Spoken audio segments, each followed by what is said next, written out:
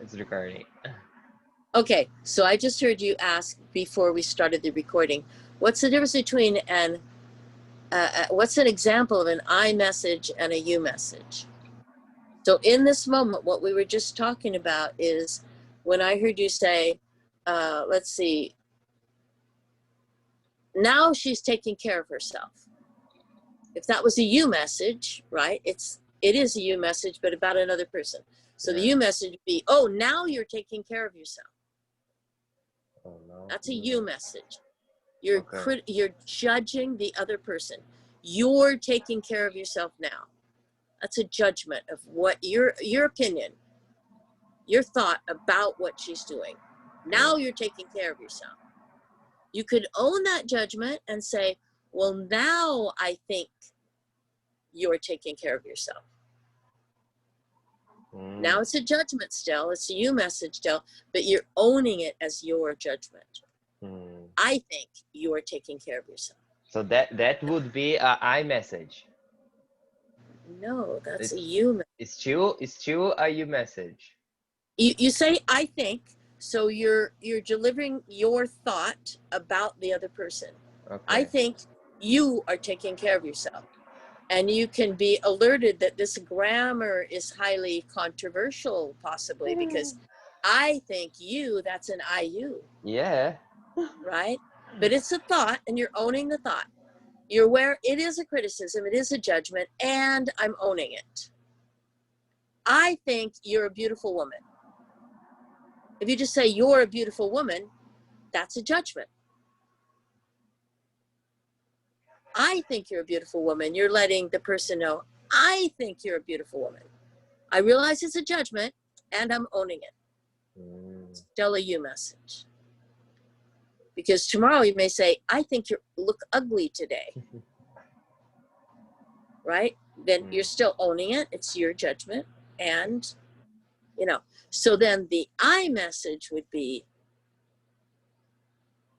being vulnerable and transparent about what's going on in you. The observation would be, I received your text and I feel relieved and joyful. My need here that's being attended to is for trust and hope about our relationship. And then in the in the classical grammar of NVC, you would use all four components. So then you would make a request of her. How is that for you to hear? More likely that than what did you hear me say, because you're texting back and forth. So she can reread the text as many times as she wants to see, oh, he's saying that. I thought he meant that. And if she responds in a way that doesn't give you the sense that she's actually heard what you meant, then you say, oh, I'd like to try again to get my message across. You're typing it. Let me try again, It's that, da-da-da-da-da-da. Are you getting what I'm saying now? In prison, they would say, are you picking up what I'm lying down? Something like that, right? It's that conversational ball passing back and forth. I like this. I'm feeling, I'm needing, and how, then the request. That I'm feeling, I'm needing. Or in this case, when I read your message, that's the observation. When I read your text, I felt relieved or excited or joyful or happy or whatever those words are, how you felt. Probably for you in Portuguese. And then what need is attended to. Well, I have a question about the IUU question. Yeah. The other day on one of our role plays, a person said, do you feel overwhelmed?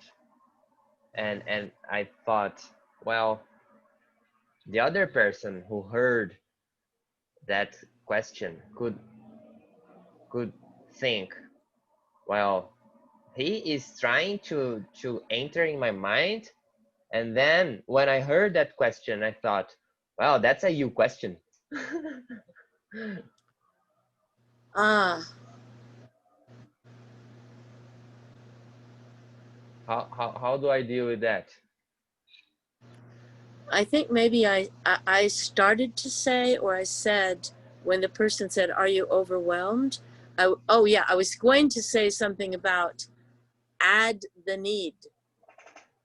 And then the person said something like, with everything on your plate. So that she got the picture. Is it that you're overwhelmed by everything on your plate? Not assuming, not telling her, oh, you're overwhelmed.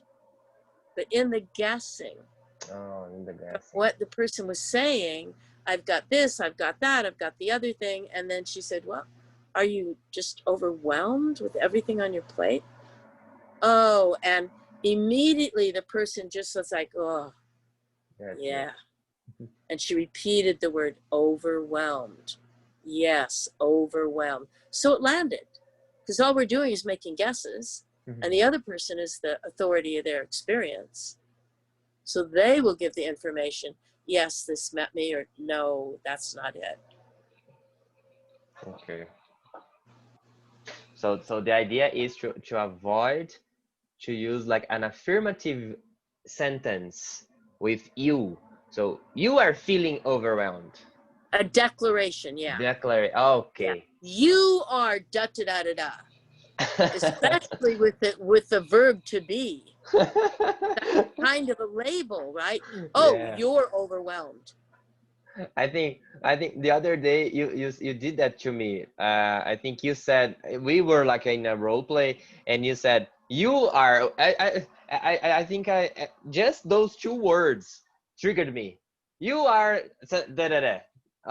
That was enough. Yeah. That so, would be a you message. When you start a sentence with you. Yeah. So. And I hear people say things like, you're overwhelmed now.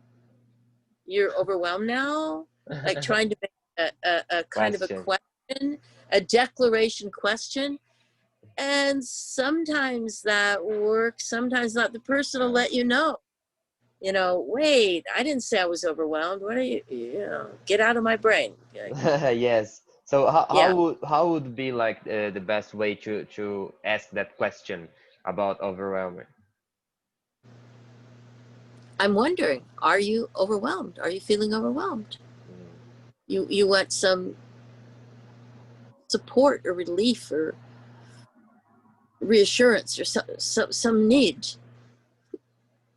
because the feelings are just pointing to the needs, and you could stay in feelings for hours or days or weeks or months or years if you don't attend to the needs that are underneath them. It's just feeling. I'm sad, I'm overwhelmed, I'm upset, I'm disgusted, I'm just disappointed. Like, well, yeah, those feelings are just kind of churning around in me. They're all trying to point to a need. Get to the need, and the feeling has done its job. Unless it's guilt, anger, depression, shame. Yes. That's their own category. Because they're pointing to the not to the needs, but to the thinking. Yes.